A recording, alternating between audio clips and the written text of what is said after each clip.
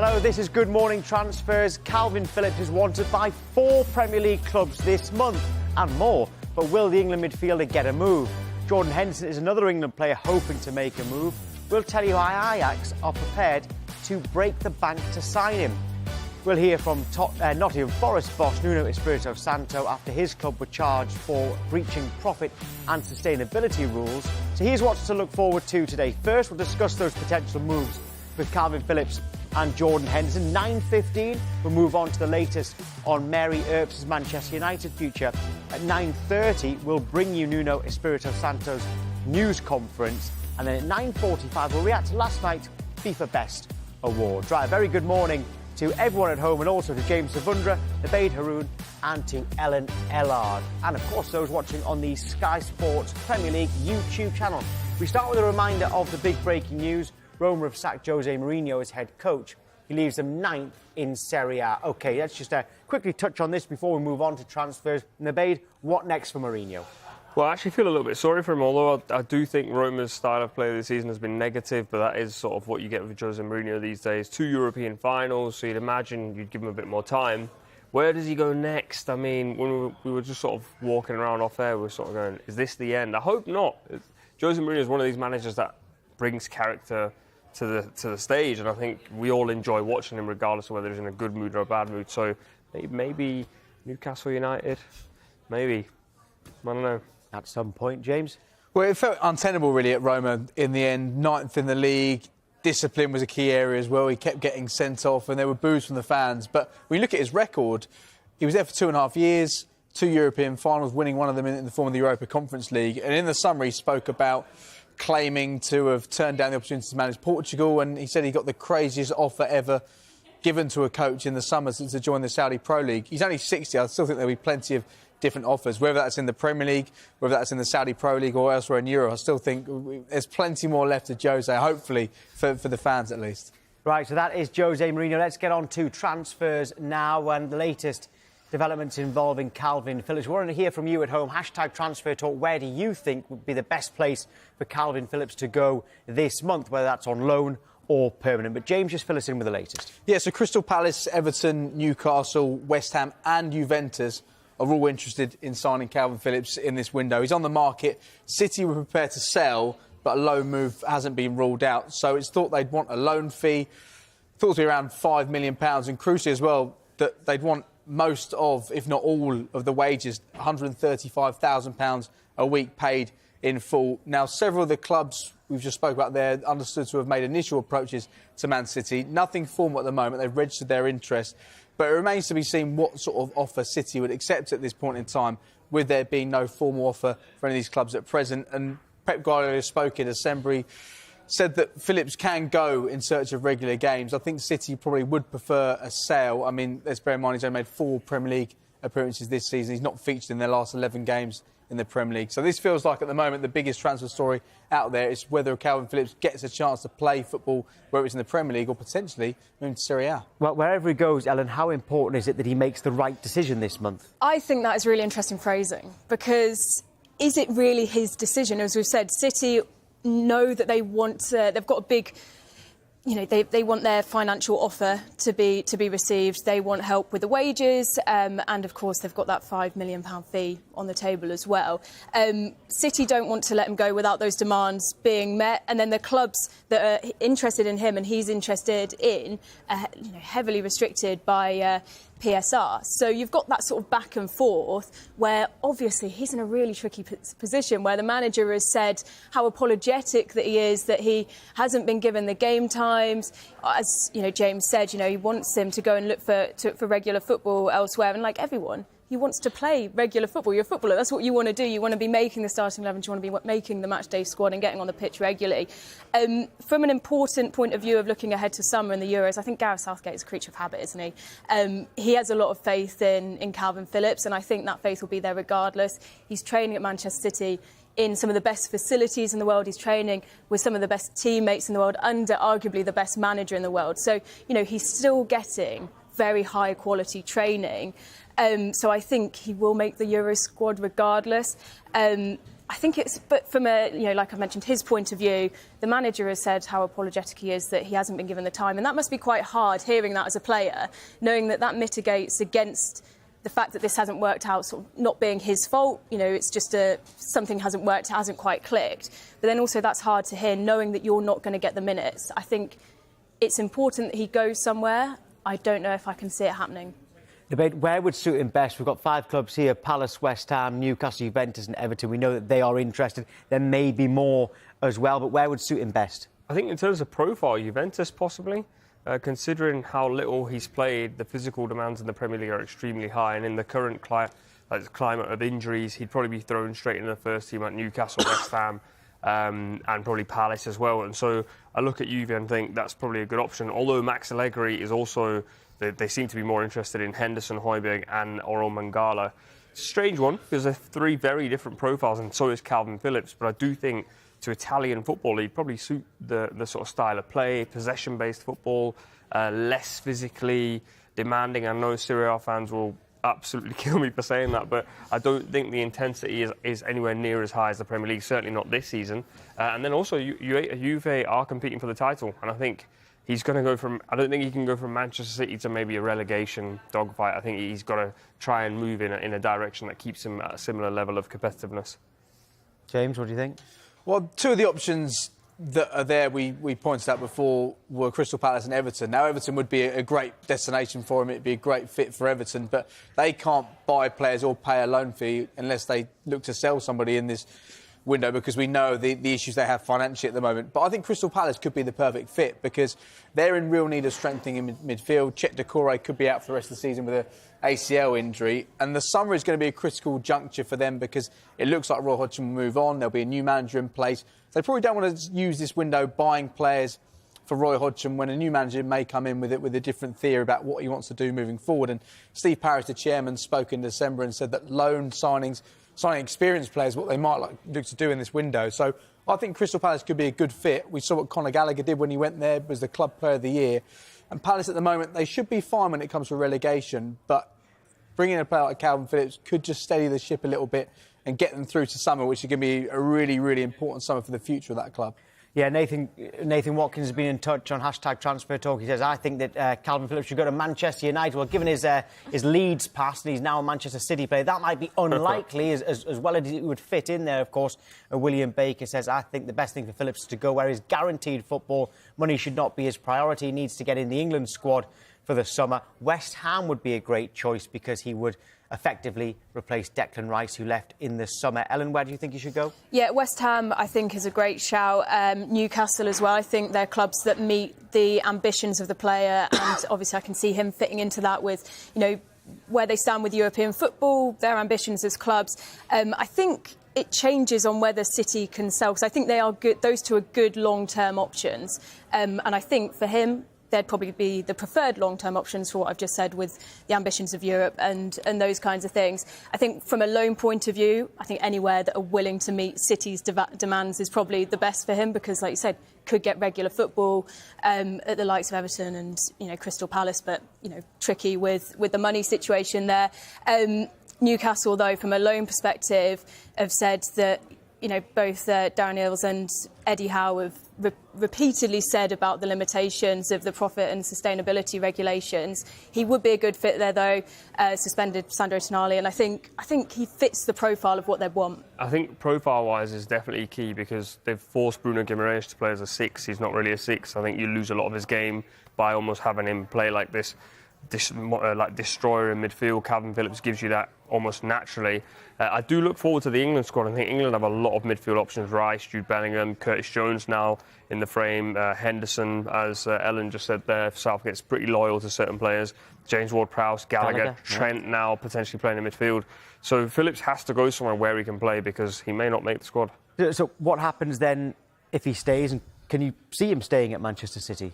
Well, if Man City don't get an offer which they think is acceptable, then he could end up staying at Manchester City. But I think he simply does need to leave now. He's not played for Man City in the Premier League since November.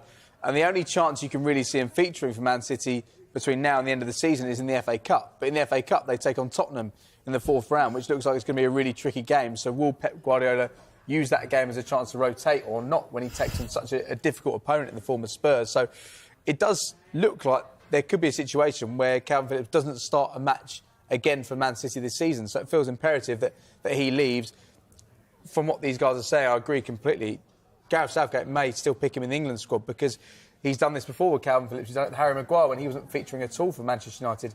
He's picking Jordan Henderson, who's playing in the Saudi Pro League. So there is still an opportunity for him to go to the Euros.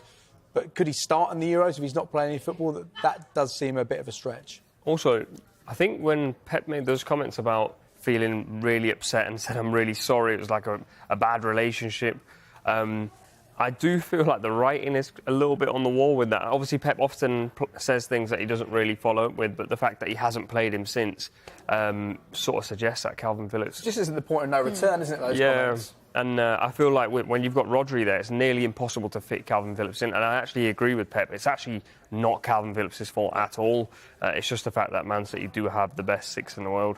Well, another England international who could be on the move is Jordan Henderson. He wants to leave Al Ettifaq with Ajax trying to buy the midfielder. Nabeed, it's the 16th of January right now. There's a couple of weeks left and a day in the transfer window. Can you see this going all the way to the deadline?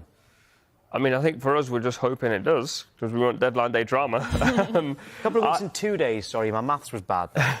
I did think 16 and 1. Yeah, I know. I apologise. I'm unsure as to whether this goes deadline day, because it feels as though Ajax is, at the moment, his only option. And with that in mind, you then go... normally these deals go to deadline day because there's various parties involved. And it feels like, from what we've heard, is that Henderson wants to leave.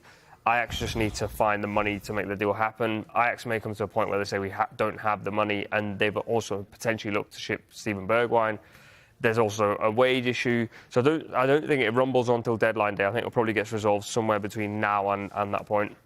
Ellen, how surprised would you be if Jordan Henderson does end up at Ajax? I don't think I'd be surprised from the point of view of it being a good move for both club and player, but I think I would be surprised if Ajax can strike a deal with Al Ettifaq, because this has wider implications than just Jordan Henderson coming back to Europe. I think it's something they're going to be reluctant to do. They've brought him in as, you know, the star, the crown jewels in their club. Why would they want to then let him go? Particularly when there's questions over, you know, the quality of the training, you know, where they're training, and, you know, as we've heard, you know, the heat, the conditions that they're training, and all of that. I think it does. I think they'd be worried that it might affect the reputation of the league if he then goes back to Europe. It would also, I think Ajax is a better fit for him from a tax bill point of view. It's something we've spoken about. If he hasn't done his 2 years outside of England, so returning to the Premier League would then incur quite a hefty tax bill. He is under contract until 2026, £350,000 a week. Who is going to match that? I know Ajax have said they're willing to break the bank. There would have to be, you know, there's going to be a drop-off at wages almost certainly. Al Ettifaq as well aren't going to pay the wages or help pay the wages when they lose their crown jewels. That just seems completely counterintuitive. Why would you then send him back to Europe and help pay those wages? So that's completely off the cards. But from Ajax's perspective, struggling in the Eredivisie, they're fifth, they're 11 points off Champions League places. He's won it all. This season, his stats aren't incredible, I'd say. You know, 17 appearances, 4 assists, but he's a really experienced head. 33 years old. Everyone says about the difference he makes on the pitch, but then also in the changing room as well. And he could really inspire this Ajax team to, you know, they've been a bit of a shadow of the former self this season and past seasons. So really inspire them to, you know, push up again. You know, they need a big surge if they're to make it up to Champions League places. But I think it's something they're really keen on. Obviously, if they're saying they're willing to break the bank, then, you know, I think that's great for them. But is it going to be something that Al Ettifaq are going to want to go ahead with? Yeah, we could be talking about Henderson and Phillips all the way through until deadline day. Reminder, we're set to hear from Nottingham Forest boss Nuno Espirito Santo after the club were charged with breaching Premier League profit and sustainability rules.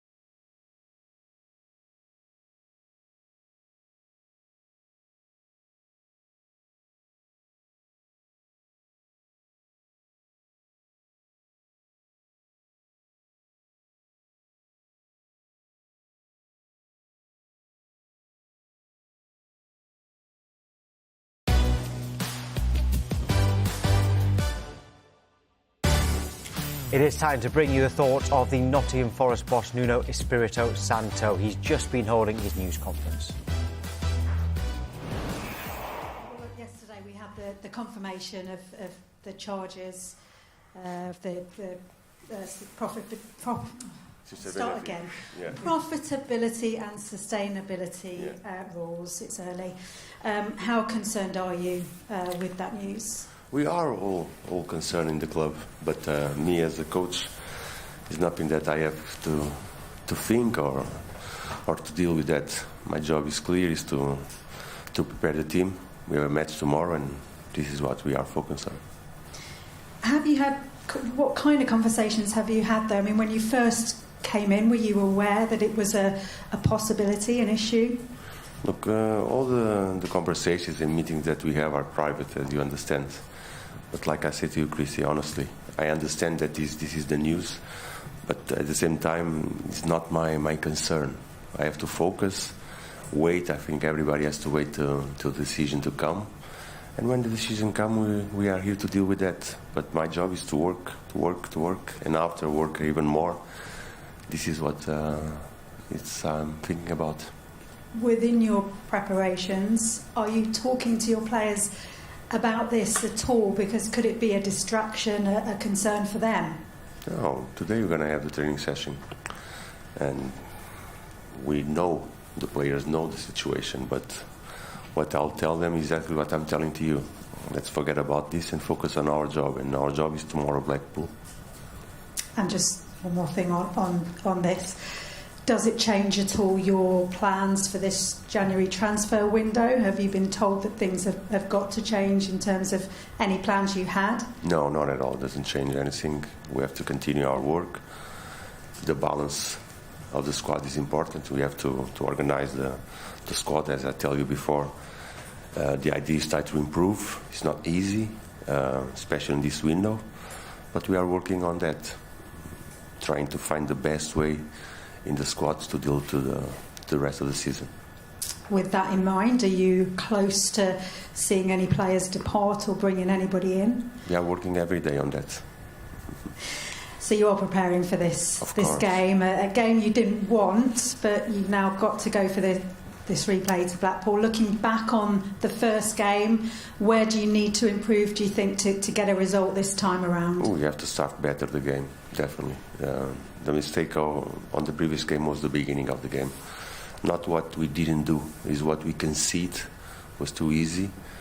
And we have to improve on that. We have to start well the game, we have to be compact and go for the game, because we want to go through. It is a competition that's important to you, isn't it? So very important for me, for the players, for the club, for our fans, for English football. It's the big competition. And how is your team looking? Is there any changes from the last game? No, nothing has changed. We have still some issues with injuries. We don't have too many options, so we're going to go with those that are available. Okay. Any new injuries at all from last time? No. We still have the Anthony, Divock is out. Phillips, you all know, the AFCON players, and small details, but we are waiting for today to make the final decisions. Is Anthony Elanga definitely out? No, he's out. He's out. Okay. Unfortunately, he's out. And you had to change your plans somewhat, didn't you? Yeah. Because of this replay. How did it affect those plans? How did it change things? We changed things. We predict to go to St. George. Was not possible because of the schedule. We do the other way around. We had a couple of days off, and we start working 4 to 5 days ago, so we can prepare well the game. You had such a positive start to life here with those wins against Newcastle and Manchester United, and then a bit of a blip in terms of the draw against Blackpool, and then obviously the news yesterday. Has that changed the mood at all? The mood changes. The results and the performance have a big impact on day to day. But we know that this is like football in life. It's up and downs, and you have to react and bounce back. And I think, honestly, the second half was very good. The way we managed to turn around the result. So we look forward to do it again this way. Not the first half, the second half. Go for the game, play good, and win. We must win the match. And I know you like a tight-knit group, a close group. Now now it's very tight. It's too tight. But in terms Not so of tight. No room, yeah. Yeah. Tight in the changing rooms. Yeah. But in terms of that, when there are setbacks and maybe issues going on outside of the pitch, you kind of need everybody to be sticking together, don't you? And do you think you've got that here? Definitely we have. The boys have a very good group. They respect each other, they help each other. And it's in these bad moments that we have to react as a group, and starts tomorrow. Great.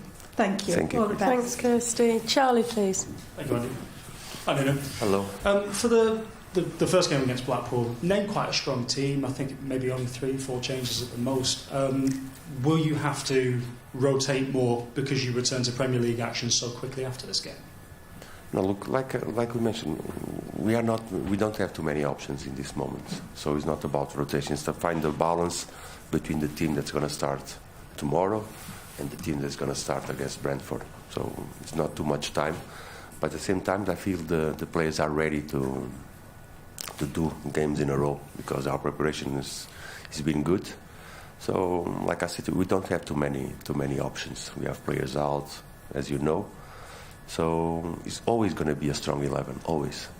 Just to revisit the PSR rule alleged breaches, did you know? Having his news conference for the first time after Nottingham Forest were charged with breaching Premier League profitability and sustainability rules. On the way next, the latest on Mary Earp's future of Manchester United, and we'll hear from Thomas Frank on Ivan Toney.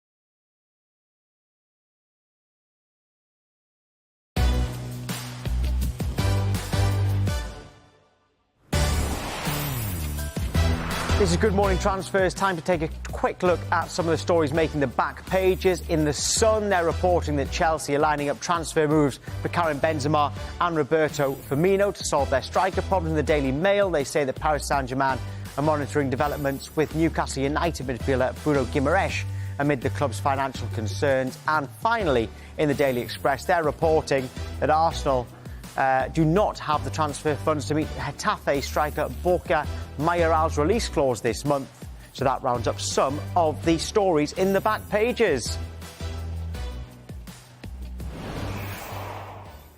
We had to be pretty quick on that because there was big breaking news. Sarina Wiegman has signed a contract extension to continue as England women's head coach through to the 2027 FIFA Women's World Cup. Let's get some reaction now. I've got Anton Toloui, got Ellen Ellard as well. First of all, Anton, what's your reaction to this news? Yeah, I think massive relief from the FA, massive relief from the Lionesses, the players, and massive relief from England fans as well, because we weren't entirely sure, to be brutally honest, whether Sarina Wiegman was going to extend her contract. It was due to run out after the Euros next year. Now, discussions have been ongoing since England won the Euros back in 2022 about extending her stay, and Sarina Wiegman's been pretty, sort of a little bit circumspect about it in terms of she wants to do what's best for her, wants to do best for her family, and obviously she had a contract and didn't really want to go public about whether she wanted to stay any longer or not. But I think it's very, very interesting when we go through the statement that's just come out from England. She says the words unfinished business.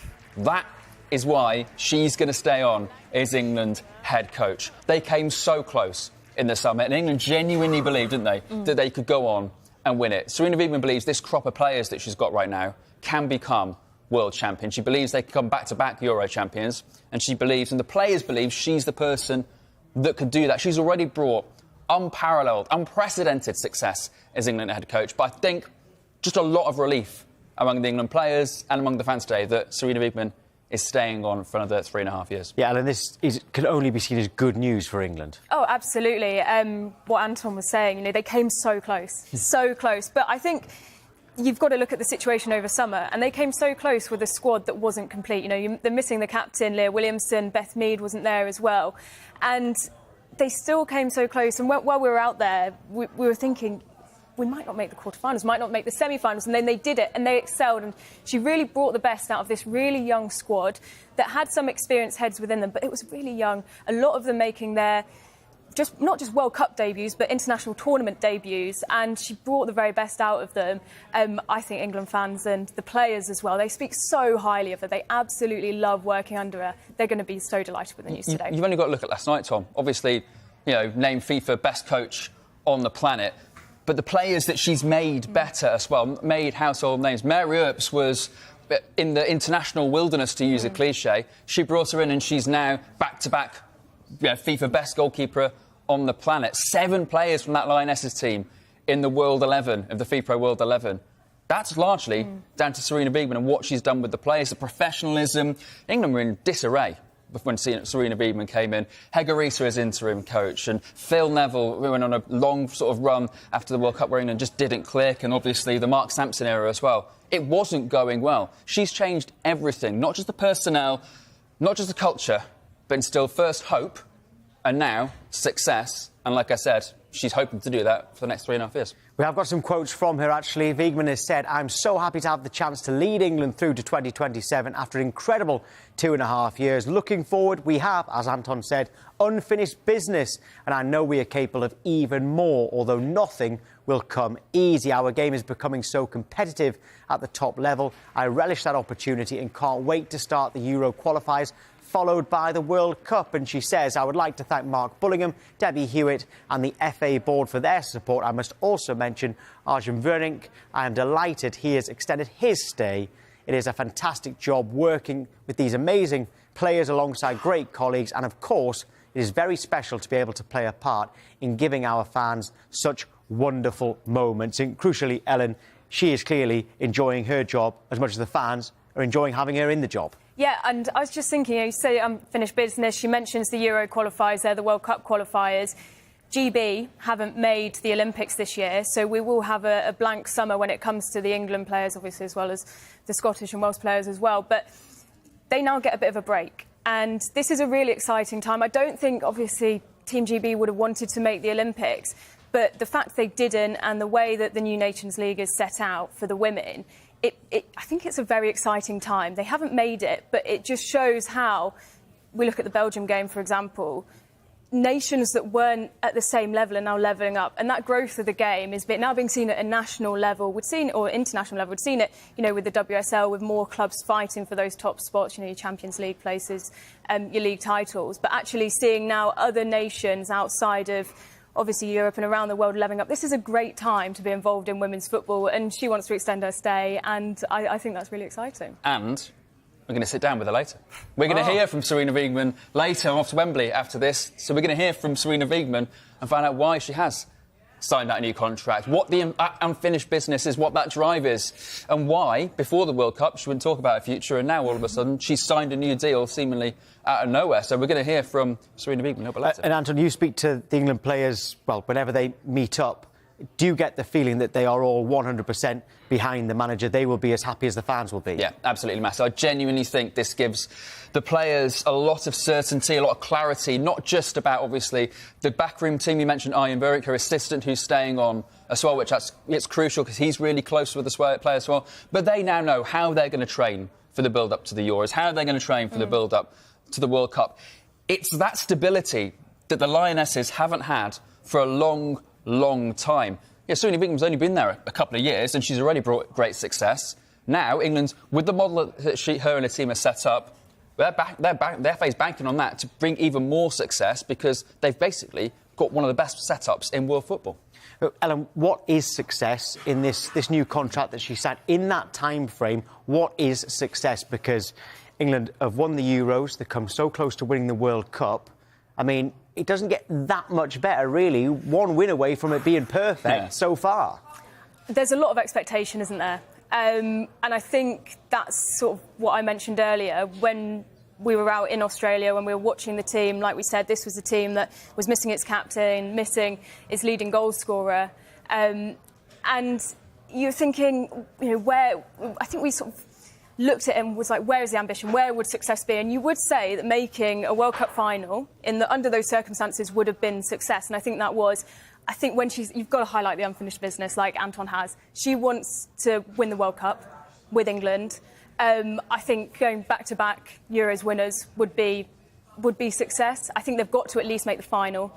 I think that's where the lower barrier of where they'd set success. She obviously wants to win it all, though, doesn't she? Not just that. I think, look at the England team. Lauren James is going to be a better player 2025, 2027 at the next World Cup. They've got some really exciting players like Aggie Beaver-Jones, who's not even in the England squad yet. They've got, Hannah Hampton, Ellie Roebuck pushing, Kiara Keating pushing for that #1 jersey as well. There's such competition, and Sarina Wiegman has got a lot of faith in the under-23s coming through as well. So she's not just banking on this team she's got right now. She's really happy with that next generation of players coming through. She's expecting 4, 5, 6 players to make it to the 2027 World Cup that we haven't probably even heard of or we don't see regularly yet. That's how much faith she's got in the system that they've set up. That's why she wants to see the job through. I think that's why, when you look at in the comparison to other nations, when we talk about the Nations League, that's what England have that the other international nations in Europe don't. They have the squad depth. When you watch the young Lionesses, there's Katie Robinson in there, Jess Park, who have international caps and are playing for the under-23s. So there is this huge amount of squad depth, which just makes, success. It has to be Euros finals, it has to be World Cup finals. Got some quotes from the FA CEO Mark Bullingham as well. We are thrilled that Sarina has agreed to extend her time with us as we head into another significant period of international football. She has achieved so much through her outstanding work as a coach and leader, and there is more to come. The aim with our England team is to be a consistent, competitive force in major tournaments, and Sarina has helped us achieve that, building on what had been several years of positive progress. So Sarina Wiegman has signed a new contract to continue as the England head coach. Big breaking news there, and the fans very, very happy about that. And Anton, pleasure to have you back on Good Morning Transfers. Love to be here. Bring him home. That's what I say. Right, OK, more reaction to that huge story throughout the day. But let's get to Brentford now, and Ivan Toney will return to action against Nottingham Forest this weekend. Thomas Frank says he's 99% certain the striker will stay at the club in this window. I think it's been very clear that we, or at least I, don't want to let him go. I want to keep him as long as possible. So I only had that in mind. And every single time I spoke with him, it was focusing on getting you ready for Nottingham Forest. It will be like a new signing, no doubt about that. It's like signing a top Premier League striker that is coming into a team like everyone should be excited about. So we are looking forward to that. There are a lot of other teams that need a new signing, a new striker. 2 weeks ago in the window, you just turn your phone off, or are you absolutely confident that whatever is offered? I think in football you never know. Football is so crazy. We've seen several stories about that, but I'm 99% sure that Ivan is playing here. For at least the rest of the season? Yes. Beyond that, you don't know? I don't know. Let's take one transfer window at a time. Right, so Thomas Frank there, obviously the main headline from his news conference was always going to be about Ivan Toney returning in the debate. He did say that Toney returning would be like a new signing, which fans don't really like that phrase, but in this case it does seem fair. I think in this case, it probably is the most accurate time to use it. I think fans have been frustrated in the past, say, when I think Jurgen Klopp once said that Adam Lallana's like a new signing and he'd been injured for 4 weeks, whereas obviously Ivan Toney's been out for a while. He's played 66 Premier League games, 32 goals, 9 assists. They've got a load of injuries, but also for their style of play, I think they've had to adapt it a little bit this season. Often played with 2 up top, often tried to play long balls in behind. When you have Ivan Toney, he's like... in the politest way, like a tree trunk up front. You just throw things at it and it will get them in directions that you want it in. He can make anything stick. So I actually agree with Thomas Frank on this one. I think it will be like a new signing. And James, again, he's so important to them. And yes, he's obviously going to be linked with other clubs because he's such a quality striker. But how important can he be in this second half of the season? Absolutely crucial. 20 Premier League goals he scored last season. When you consider where Brentford are at the moment, they've lost their last 5 matches in the Premier League, just 3 points now above the relegation zone. I don't think a few weeks ago or a few months ago you'd thought they'd be in that situation where they started the season. But you can see the injuries they've suffered. Rico Henry is out at the moment until the end of the season, so that's why Brentford really need to sign a left-back. And Thomas Frank's made it clear that that's a priority for them in this window. But Brian Mbeumo, who's been so impressive in this season, he's out injured. They've got 2 players at the African Cup of Nations. So the boost has been Josh Da Silva has come back into play. He played in the FA Cup and he's been such a crucial part of getting them into the Premier League. He's had so many injuries. But if they can link up as they did in the Championship, Josh Da Silva and Ivan Toney, then Brentford will be absolutely fine when it comes to their relegation problems. But it's great to hear Thomas Frank say he's 99% certain that Ivan Toney will be staying. I think Ivan Toney wants to repay Brentford as well for the support they've given him over the last few months. But I think they will want to be busy. Left-back is their area. They want to sign a player in. They'd like a young, talented player. But the idea of Sergio Reguilon coming in, that could really fit the bill. And they can get to the summer. Hopefully Rico Henry will be fit again and they can revisit potentially signing a younger player. But it feels like at this moment in time, they need to solve that issue. Yeah, I'd love to say we'll focus on the 99% chance of him staying at Brentford, Ivan Toney, but this is a transfer show, so we might actually focus on the 1% chance that he might leave. Right, a reminder of the breaking news this hour. Sarina Wiegman has signed a contract extension as England women's head coach till 2027.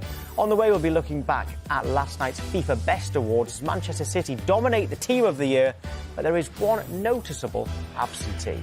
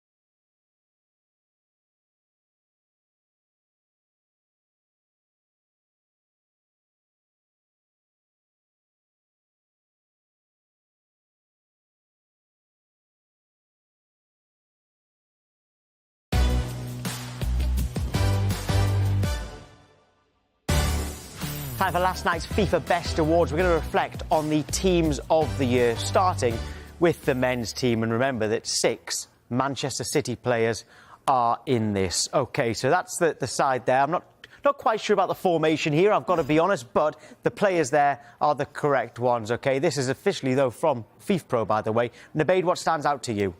I mean, firstly, where are those forwards playing? Haaland as a left winger, Mbappe as a right winger. At the moment, I think that midfield is light in one position. He's the best 6 in the world. I was calling for him to win the Ballon d'Or, to be honest, and that would be Rodri. I do obviously have my issues with the system, and you know how it is with me, Tom. I want to analyse little details, but in this case, I think the way he played last season is probably, in my opinion, one of the best seasons that we've seen of any 6 ever. And I think if you took him out of that City team, as we've seen this season, they can almost never perform to that level. Their record's not great. So Rodri's got to be in that team for me. So you think there should be another Manchester City player in there? And Ellen, I think you think there should be another Manchester City player in there as well. Yeah, Edison. I think part of this does come down to when the voting period was, but I think he's done it all this season. I think in comparison to Courtois, I don't think there's any question there. If you win FIFA Best Goalkeeper, surely you should be in the World 11, no? And James, what stood out to you? Well, on that note about Rodri, it was actually 13 votes less he got than Bernardo Silva to feature in that World 11, which shows how close it was. You do feel Rodri scoring the winning goal in the Champions League final, and for all he's achieved for City during that time, deserves something. But Ellen's right, the voting period is quite strange because it's the end of December until August of this year. So that's why you see Thibaut Courtois feature, despite the fact he's not played for Real Madrid this season because of injury. But Edison must be really unlucky not to be in that team. But it's worth noting, in defence and midfield, the only non-Man City player in there is the man on the middle of the screen, Jude Bellingham. Incredible for Borussia Dortmund last season, won the Bundesliga Player of the Year, and we know what he's done this season for Real Madrid. It's been quite remarkable. So it's a decent team. You wouldn't fancy trying to defend against them, would you? No, you wouldn't. Ellen, what about the women's team? We're going to get that one up here as well. What stands out for you? Again, the formation. But I think there's a lot of lionesses in there, 7 lionesses. Obviously, Mary Earps in goal, can't argue with that. Won FIFA Best Women's Goalkeeper for the 2nd year in a row. Probably there's not so many Spanish players in there, considering they did win the World Cup, and that did fall within the voting window. I think Toon will be one that might surprise a lot of England fans, but she did so well in the World Cup. She really stood up under a lot of pressure as well. And then Alex Morgan, I think, would be another one where there's some questions over, considering how the USA performed at the World Cup, and then also some of her teammates really did step up, especially the younger ones. So, yeah, I think they're probably the surprises within that, but Mary Earps in goal, no surprise at all. Well, yeah, as for Mary Earps, the Manchester United goalkeeper, her future is uncertain, having entered the last 6 months of her contract. The biggest clubs in Europe have closely watched England's #1 situation, and last night she also collected the Best Women's Goalkeeper award for the 2nd year in a row. One thing I didn't mention when I was up there, which naughty me, was that I'm surrounded by such incredible people, and I would not be here without their support and guidance. And yeah, they mean the world to me, and I'm so grateful for them, and this is dedicated to them. I'm someone who wants to stand up for what's right. I think, one of my key values is sort of fairness, and when there is a lot of injustice in the world, there's a lot of struggles and battles that people face, and maybe we can conquer them one battle at a time. Let's get through as many clubs as we can before we finish Good Morning Transfers, and we'll start, James, with Celtic. Yeah, really busy month for Celtic. It could be Rapid Vienna winger Nicholas Cooney arrived in Glasgow yesterday. We brought you those shots yesterday on Sky Sports News of his 2 agents arriving at Glasgow Airport. A £3 million move, that has been agreed, so that'll be their first deal of the January window. And then the focus will turn to try and sign a left-back and potentially a striker as well. They need a striker because what's going on with the Asian Cup at the moment. There is no backup at the moment to Kyogo in terms of number 9. And also, so left-back's another area. Goalkeeper, that's a situation where Celtic fans are wondering what's going to happen next, because Joe Hart's contract is up in the summer. So it's not a priority at this moment in time. It's something they will revisit in the summer, but that's one worth keeping an eye on. Potentially signing a goalkeeper in this window. OK, so it could be fairly busy at Celtic. What about Sunderland, Ellen? Oh, I'm under pressure with you asking me that question, aren't I? Pushing for the playoffs, like everyone, they needed a striker. Out of the 4 strikers they've signed, only one of them has scored once. They could move the formation around a little bit. Rushin and Mayenda could play out wide, so that could open up space for a striker to come in. Also need to look at a defensive midfielder and then a left-back as well, Sirkin out for 12 weeks, Huggins out for the season. They've also then got attention on them as well. You'll well know Jack Clark has been making a lot of headlines, and then also Anthony Patterson, the goalkeeper, as well, has eyes from Premier League clubs. Yeah, he does, sadly. Right, Nabeed, Fenerbahce out to Turkey for this one. I mean, if you're watching on YouTube, we often see the comments. People say we don't talk about any of the clubs outside the Big Six. We've had Celtic, Sunderland, now we're in Turkey. Fenerbahce. They've signed Bonucci, 36 years of age, obviously one of those players that his career is pretty much done, but he's a legend of the game. Spent a bit of time at Union Berlin last season, but it's a fantastic signing for Turkish football. Right, OK, have we got time for two more? I think we do. Burnley. Who was Burnley? I'll do Burnley. Yes, please. Well, it looks like they're going to try and strengthen in a number of areas. Left-back, right-back, centre-back, central midfield. Let's bear in mind they spent £90 million in the summer, but admittedly, Vincent Kompany is quite keen to point out they did have to replace a number of players like Nathan Teller, who was so pivotal as a lone player in getting to the Premier League. They're in such a desperate position in the league at the moment, so they're not going to do anything too drastic and not risk their long-term future. And also, when it comes to financial fair play and profit and sustainability rules, fitting within those, should the worst thing happen when it comes to relegation in May. So it could be a busy month, despite the fact it was such a busy summer, bringing in 15 players. So that was a Premier League club. We're now going down to League One, Ellen. League One leaders, Portsmouth, are stuttering slightly after the end of their incredible unbeaten run on the road. It was their last in the remaining of England's top four tiers. They've likely lost Man City loanee and key player Alex Robertson for the season due to a torn hamstring. He had 23 appearances, 1 goal, 4 assists. Really key player for them. They'll need to look for some experience, potentially a striker, and to add some resilience to the back line. Callum Lang could be an option. Currently at Wigan, he could fit the profile. Ronan Hale is a name to listen out for as well. He's been catching the attention of a number of EFL clubs. He's playing at Cliftonville in Northern Ireland, former Ireland Youth International, scoring 11 in 13 games and 3 assists as well. So one to watch. Thank you. Right, man, with big breaking news that Jose Mourinho has been sacked by Roma. We can tell you, actually, that, according to Sky in Italy, club legend Daniele De Rossi is understood to be the man to take over, although Graham Potter and Antonio Conte have been names under consideration. That's according to Sky in Italy. Right, Good Morning Transfers is back tomorrow at the usual time, which you already know it. It's 9 a.m. until 10 a.m. We are back today for Transfer Talk, midday until 1 p.m. These shows go through all the way until deadline day, which, remember, is February the 1st this year, not January the 31st. If you're going to book a day off work, get the right one. February the 1st this year, 11 p.m. deadline. The Transfer Show are on tonight at 5 p.m. and at 7 p.m. as well. So loads still to come throughout the day in terms of transfers. But the Football Show is next. As well as talking about the transfers, they'll be reacting to the breaking news from England, because Serena Wiegman has signed a contract extension as the England's women head coach until 2027. Good news all round.